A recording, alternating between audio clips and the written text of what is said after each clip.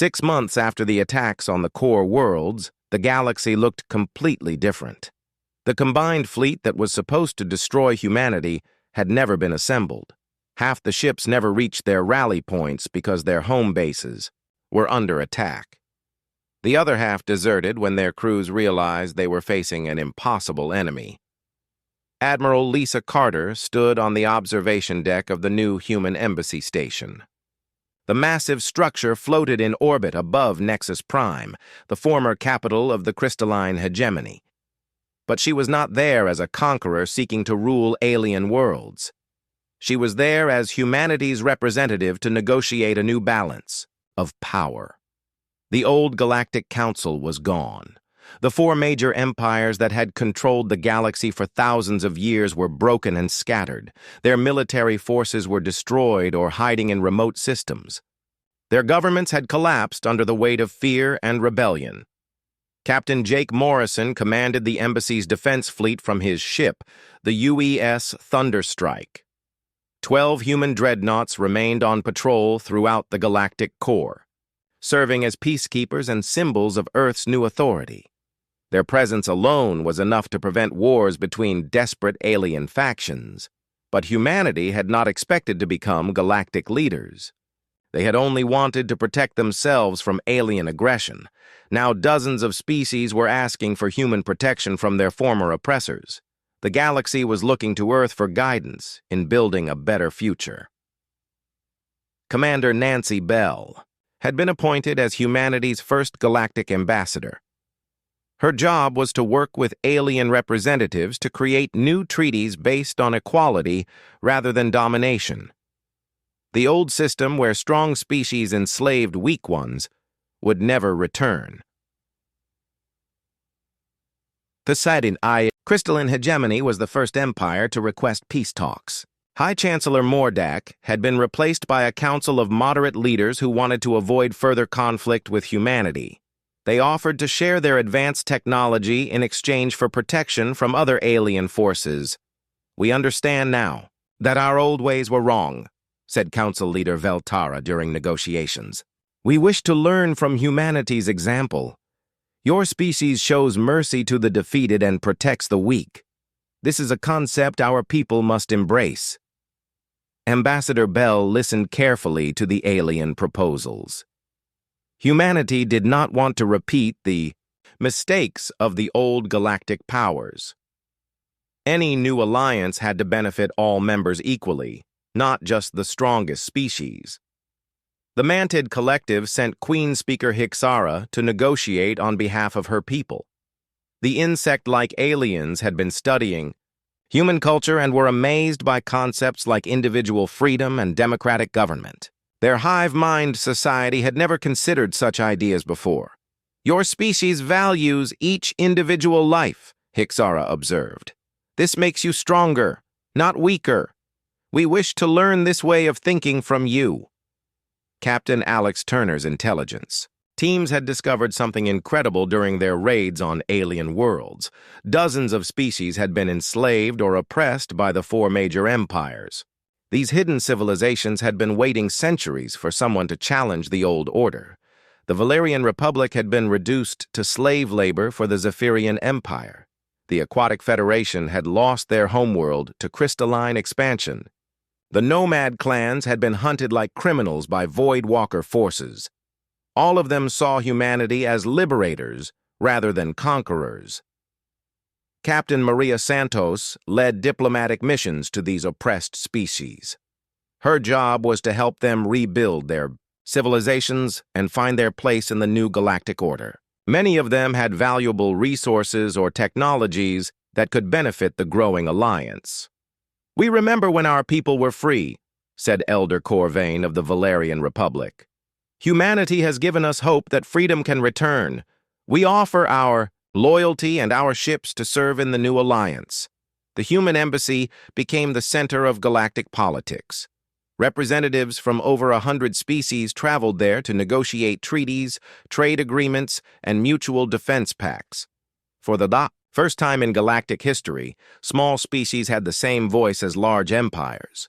But not all aliens accepted the new order peacefully. Remnants of the old empires formed terrorist groups that attacked human ships and alliance members. The Zephyrian resistance bombed trade stations. Mantid separatists raided supply convoys. Voidwalker pirates attacked civilian vessels.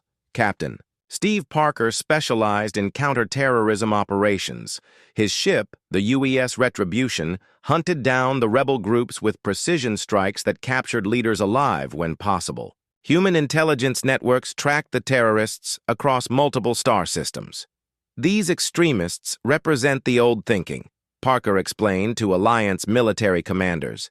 They believe that might makes right, and the strong should rule the weak. We must show them that those days are over. The human dreadnought fleet had become symbols of hope throughout the galaxy. Stories spread about the ships that appeared from nowhere to protect the innocent and punish the guilty. Children of a dozen species learned about human heroes who fought impossible odds to defend freedom. Commander Beth Williams established the Alliance Intelligence Service to coordinate information sharing between member species. Former enemies worked together to track down war criminals and prevent new conflicts from starting. Trust was slowly building between species that had fought each other for generations. The new galactic economy was based on cooperation rather than exploitation. Species shared technology and resources freely. Trade routes that had been controlled by the old empires were now open to everyone. Prosperity began spreading to worlds that had been poor under the previous system. Admiral Carter received regular reports about the growing alliance.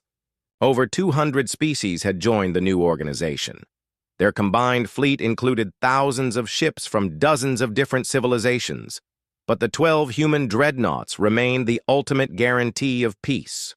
We never sought to rule the galaxy, Carter told a gathering of Alliance leaders. We only wanted to be left alone to live in peace. But if our strength can protect others who cannot protect themselves, then we will use it for that purpose. The old Galactic Council chamber had been converted into the Alliance Assembly Hall. Representatives sat in circles rather than hierarchies, symbolizing equality between all members. Decisions were made by debate and voting, rather than the orders of powerful empires. Some human military leaders worried about the responsibility their species had accepted. Earth now guaranteed the peace and freedom of trillions of beings across the galaxy. It was a burden that required constant vigilance and sacrifice, but Ambassador Bell believed humanity was ready for this challenge. We have always been protectors, she said. On our homeworld, we protected the weak from the strong and fought against oppression wherever we found it. Now we do the same thing on a galactic scale. The legend of Earth's dreadnought fleet continued to grow with each passing month. New stories emerged about human ships that saved entire worlds from destruction. The galaxy had learned that humanity's greatest weapon was not their advanced technology, but their refusal to abandon those who needed help. In the depths of space, human shipyards worked around the clock to build the next generation of vessels. The galaxy was vast, and new threats would always emerge. But as long as human ships patrolled the star lanes, freedom and justice would be protected by the thunder of human guns. Dr. Elena Martinez walked across the cold metal floor of the research lab. Her boots made soft clicking sounds as she moved toward the huge machine in the center of the room. The machine was 20 feet tall and covered in blinking lights. Wires and tubes ran all over its surface like veins on a giant's arm. Elena had been working on this project for 15 years. Every day she came to this lab on the moon. Every day she tried to make the impossible happen. Today felt different. Today the numbers looked right. "Are you ready, Elena?" asked Jake Collins from his control station. Jake was a tall man with gray hair and tired eyes. He had been Elena's partner on this project since the beginning. He understood the math as well as she did. Elena nodded and placed her hand on the control panel. The surface was warm under her palm. "Start the power sequence, Jake. Let's see if we can finally do this." The machine began to hum. The sound grew louder and louder until it filled the entire lab. Other scientists moved away from the machine. and stood behind thick glass walls. They had seen too many experiments fail. They had seen too many explosions. Captain Lisa Gordon stood with her arms crossed, watching everything. She was the military person assigned to watch this project. She did not understand the science, but she understood what success would mean. If Elena could make this work, it would change everything. The machine's humming turned into a roar.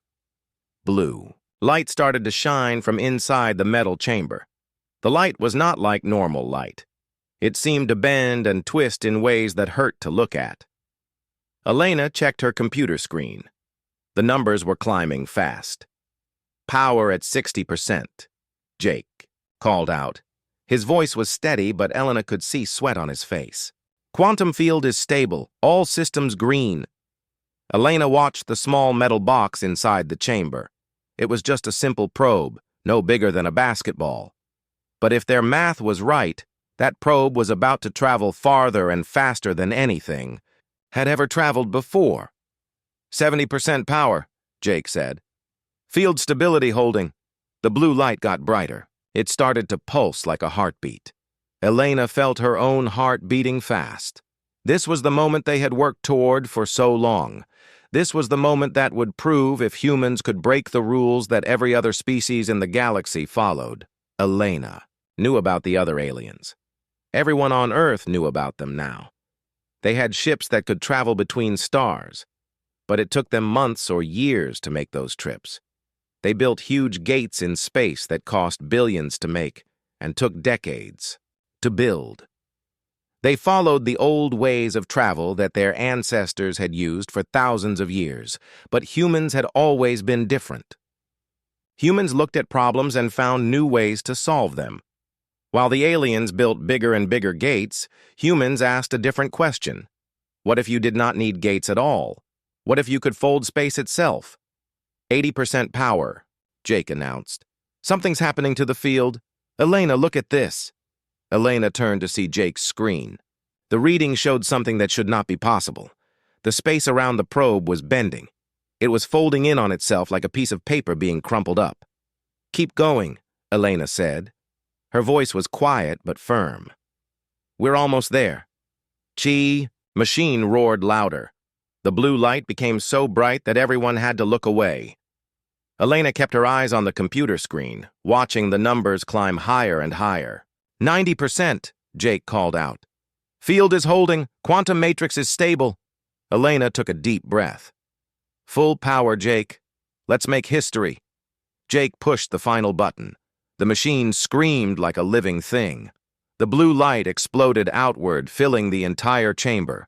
For a moment, Elena could not see anything but that strange, bending light. Then everything went quiet.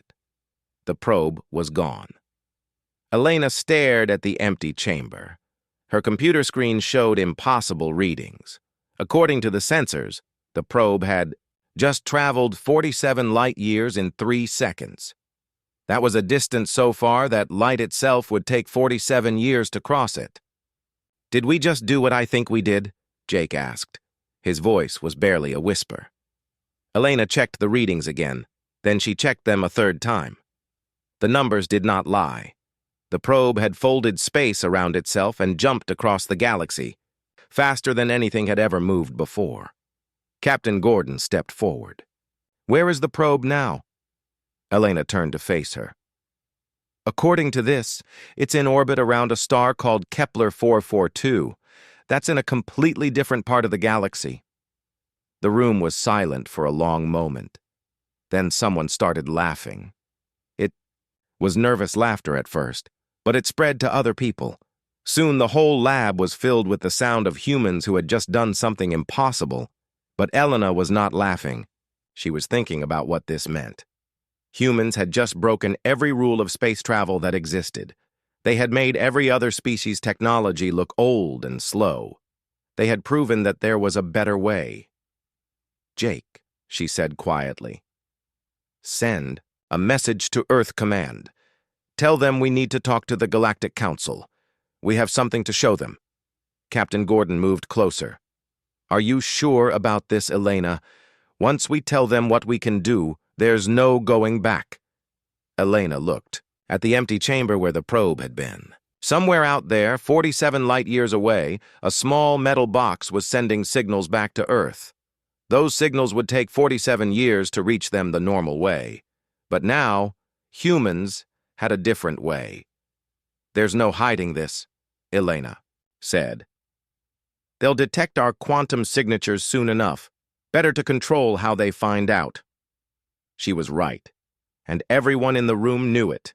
Humans had just changed the rules of the entire galaxy. Now they had to deal with what came next. Ambassador Roy Patterson stood in front of the mirror in his cabin. He wore the formal blue suit that Earth had chosen for this meeting. The fabric was simple but clean. No fancy decorations or shiny metals.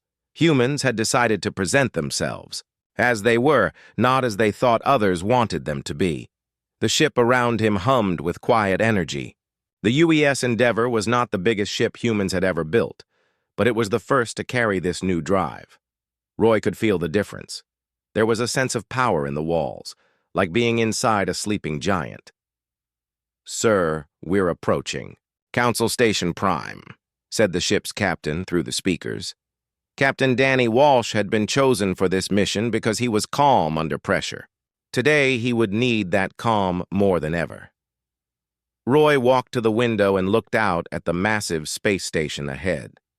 Council Station Prime was huge beyond anything humans had built. It looked like a small moon made of metal and glass.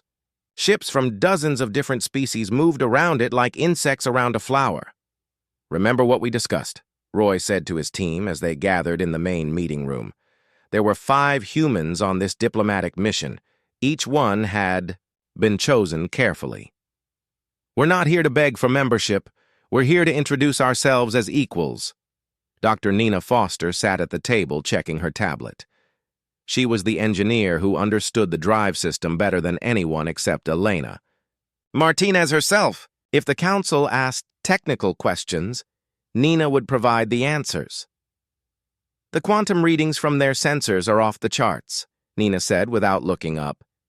"They know we didn't use jump gates to get here. They know we traveled in a way they can't explain." Lieutenant Colonel Pete Harrison nodded. He was the military advisor for the mission. His job was to watch for threats and keep everyone safe. "Their ships are already moving to surround us. Standard procedure, but they're nervous."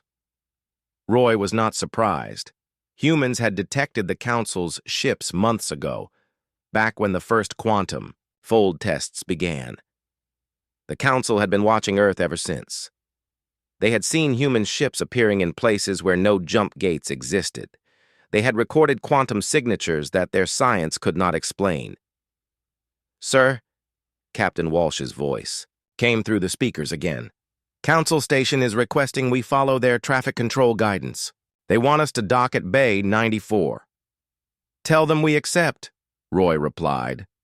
"And Danny, make sure our drive is completely powered down. We don't want any accidents." The Endeavor moved slowly toward the docking bay. Through the windows, Roy could see aliens working on the station. Some looked almost human, but with different colored skin or extra arms. Others were so strange that Roy's mind had trouble understanding what he was seeing.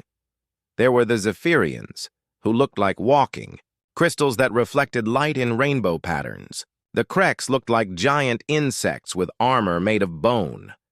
The Luminari were barely visible, just shapes made of light that moved through the air without touching anything. "Docking complete," Captain Walsh announced. "The Council is sending a welcome party." Roy straightened his suit one more time. "Here we go, people. Remember, we represent all of humanity today. Let's make a good impression." The airlock opened with a soft hiss. The air from the station smelled different. It was clean, but carried scents that Roy did not recognize. Sweet like flowers, but sharp like metal at the same time. The Council's welcome party was led by a tall Zephyrian whose crystal body seemed to ring like a bell when he moved. Behind him stood representatives from 6 other species. Roy had studied pictures of them, but seeing them in person was different. They were bigger than he expected, and their eyes held intelligence that was both familiar and alien. "Welcome to Council Station Prime," the Zephyrian said. His voice came from a translation device that hung around his neck. "I am Trade Minister Kelzon. We are honored to meet the humans." Roy stepped forward and offered his hand. He had been told that most Council species understood this gesture. "Thank you for agreeing to see us. I am Ambassador Roy Patterson, representing Earth and all human colonies." Kelzon looked at Roy's hand for a moment, then reached out with one of his crystal arms. The touch was cold, but not unpleasant. "Your arrival has caused much discussion among the Council. We are curious about your methods of travel." "We'd be happy to explain," Roy said, "but perhaps we should start with formal introductions." They were led through corridors that stretched for miles inside the station. The walls were covered with symbols and pictures from dozens of different worlds.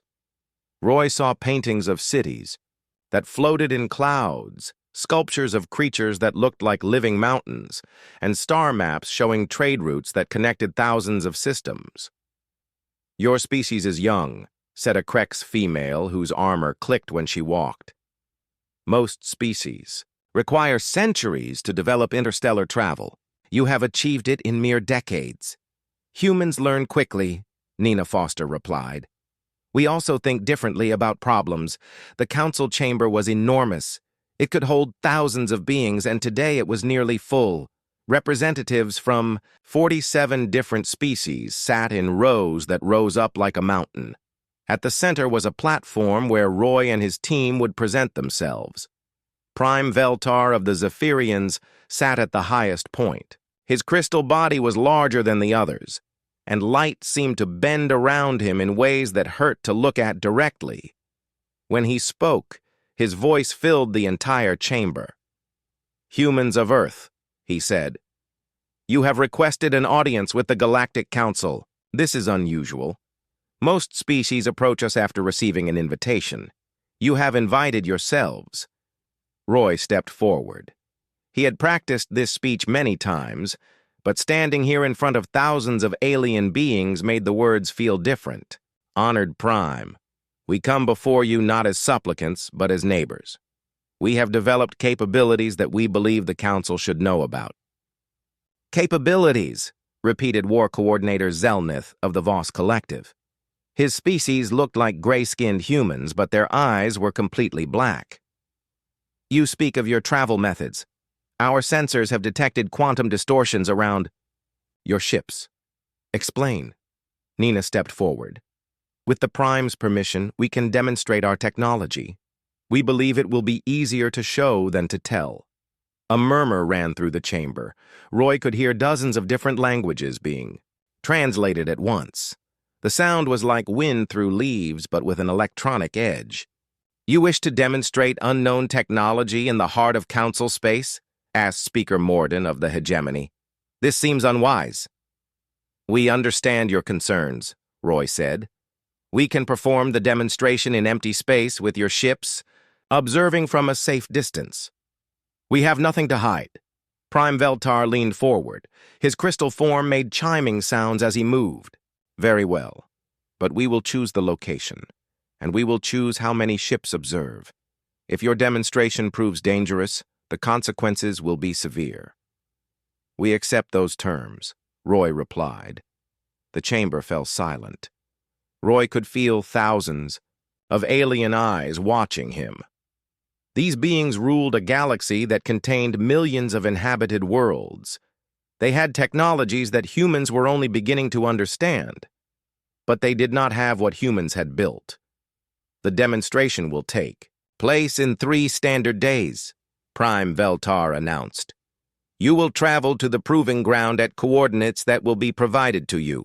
There you will show us these capabilities you claim to possess." Roy bowed slightly. "We will be ready, Prime Veltar." As they were led back to their ship, Roy felt the weight of what they had just agreed to.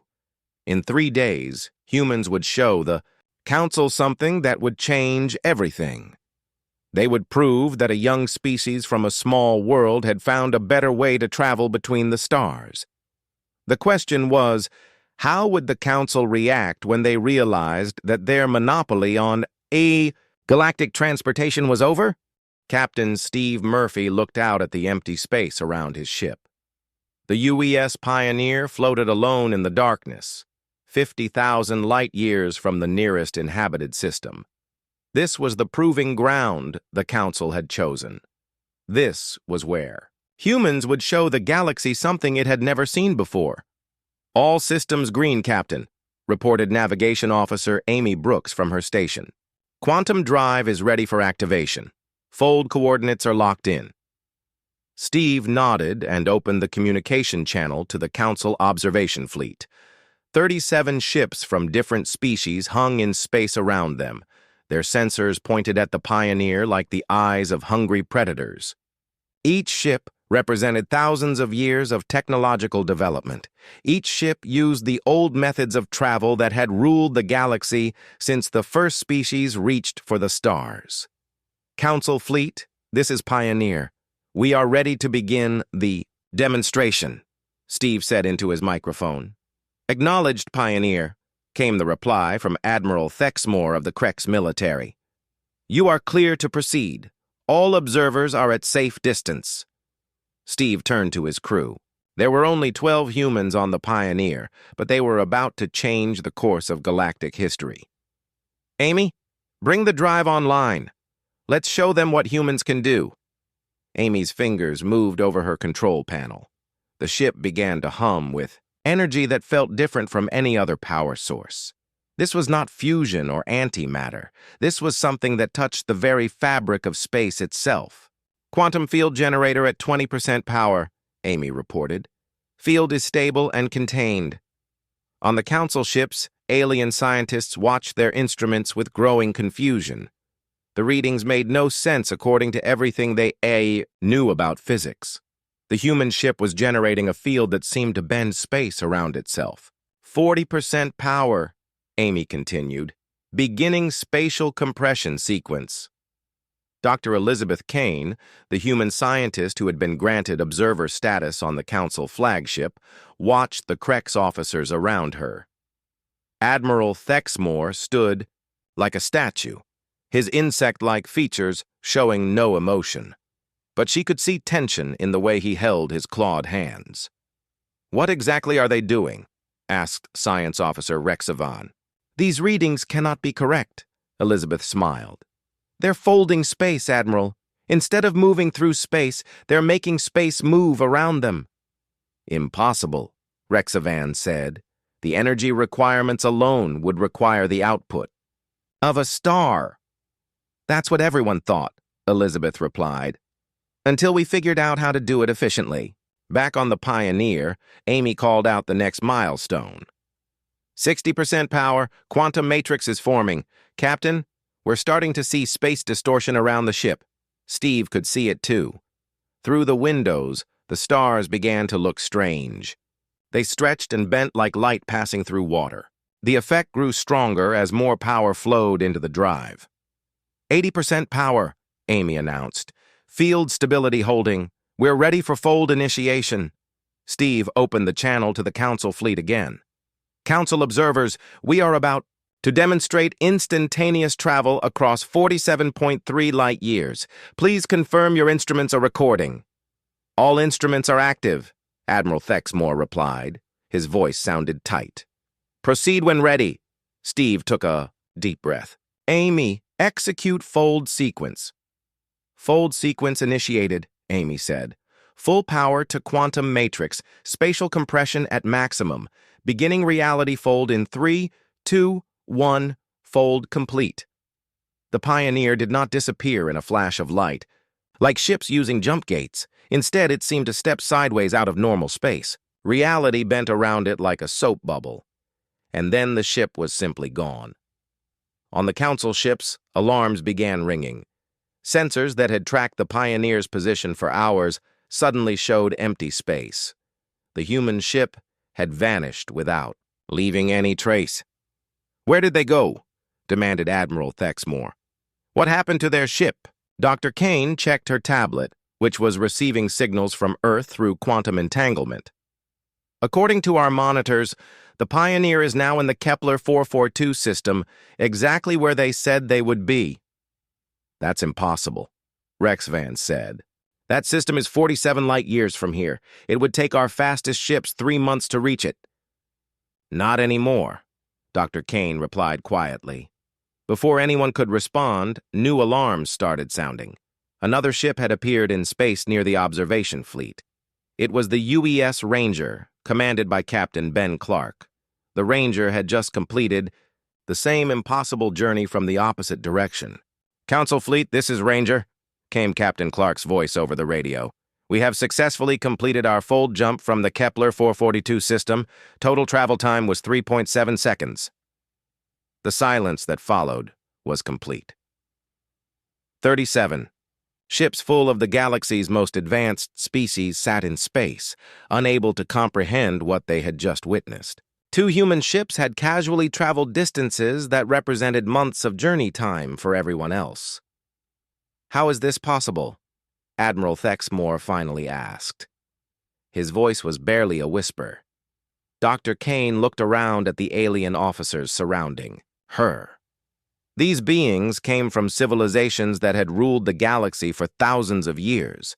They had built vast networks of jump gates that connected star systems across impossible distances. They had created the infrastructure that allowed galactic civilization to exist, and in less than 4 seconds, humans had made it all obsolete. "It's possible because humans think differently," she said. "While your species spent millennia perfecting jump gate technology, we asked a different question. Instead of asking how to travel faster, we asked how to make distance irrelevant."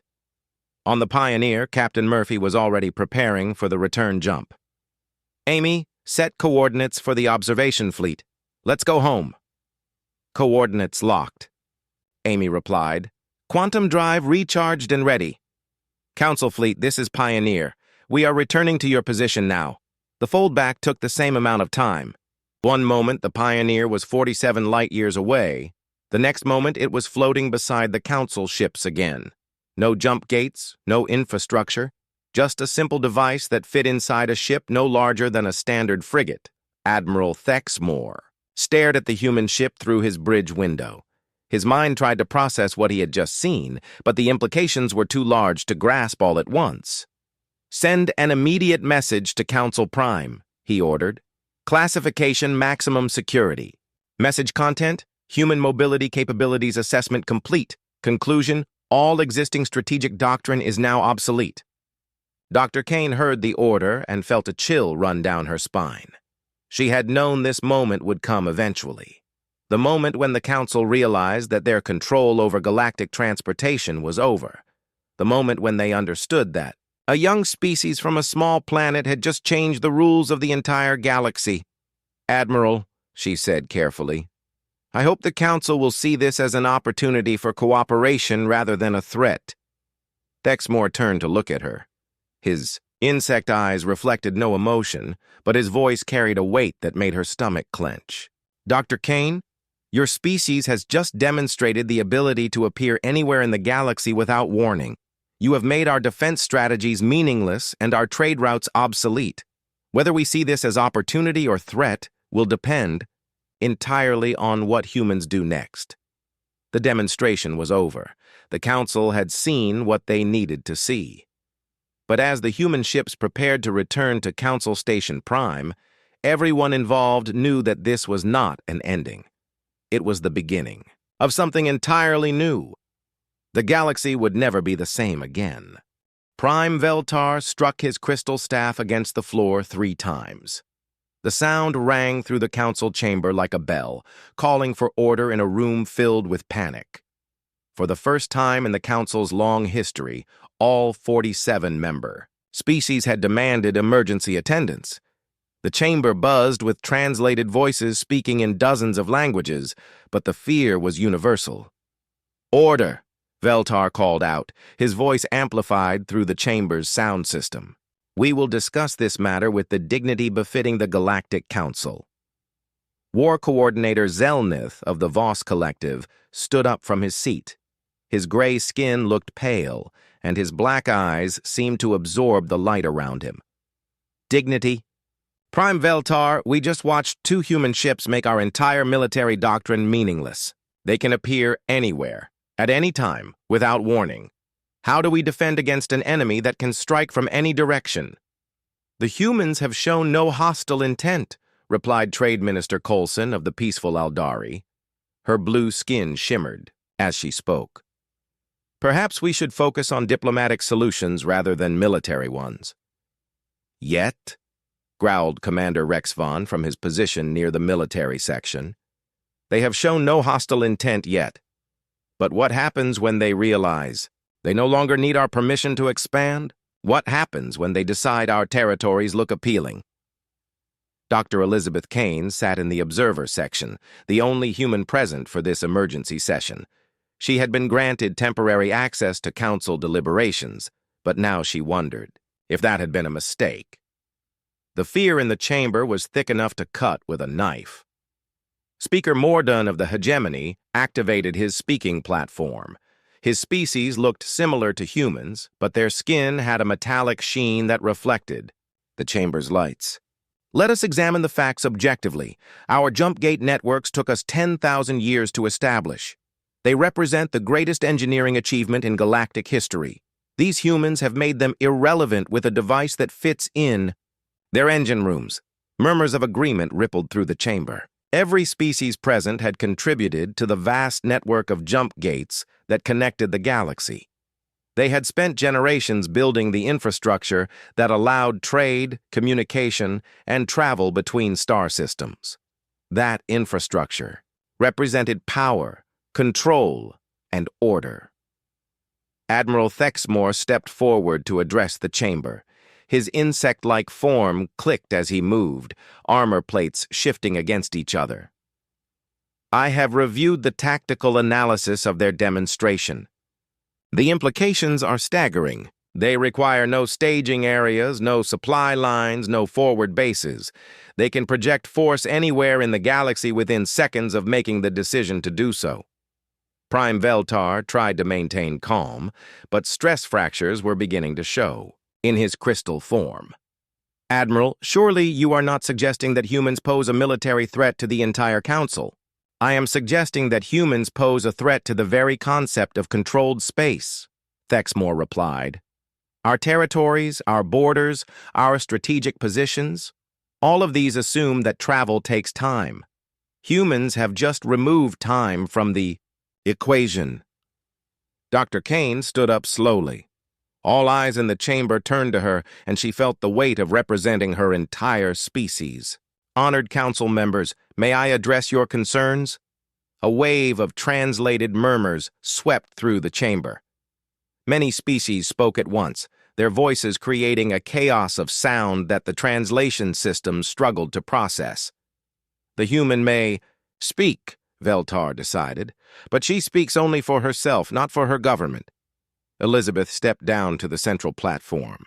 She had practiced this moment, but nothing could have prepared her for standing before the leaders of 47 different worlds. Honored Prime, respected council members, I understand your concerns. Change is always frightening, especially change that happens quickly. Frightening? Interrupted Commerce Director Velnax of the Trade Federation. Your species has just destroyed the economic foundation of galactic civilization. Our entire trade system depends on controlled shipping routes and regulated travel. Times. You have made regulation impossible. We have made new possibilities available, Elizabeth replied carefully. Humans are not interested in destroying what you have built. We are interested in expanding what is possible. And what exactly is possible now? Asked Military Commander Stendar of the Defense League. With your technology, a single human ship could bypass every defense we have and strike at any target in the galaxy. Elizabeth felt the mood in the chamber growing darker.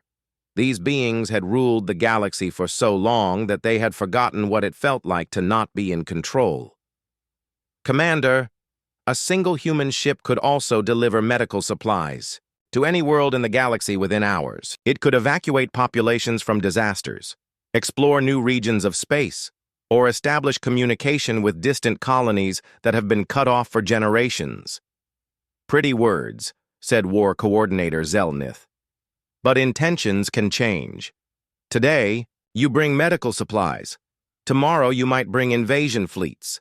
The chamber erupted in arguments. Representatives from dozens of species began shouting at once, their translated voices creating a wall of sound that made Elizabeth's head hurt.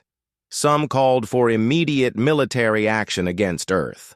Others demanded that humans be forced to share their technology. A few suggested that the Council should simply accept the new reality and try to work with it. Prime Veltar struck his staff again, harder this time. Cracks appeared in the crystal floor where it hit. Silence. We will not solve this problem by shouting at each other. Into the quiet that followed, a new voice spoke. It belonged to Elder Morthak of the Ancient Preservers, a species so old that most others considered them living legends. When he spoke, even the most aggressive council members listened. I have lived for 800 years, Morthak said, his voice barely above a whisper, but somehow audible throughout the chamber. I have seen the rise and fall of civilizations. I have watched species learn to travel between stars, build great empires, and eventually fade into history. In all that time, I have learned one truth. You cannot stop change by fearing it. The chamber was completely silent now. Elder Morthak rarely spoke during council sessions, and when he did, his words carried the weight of centuries.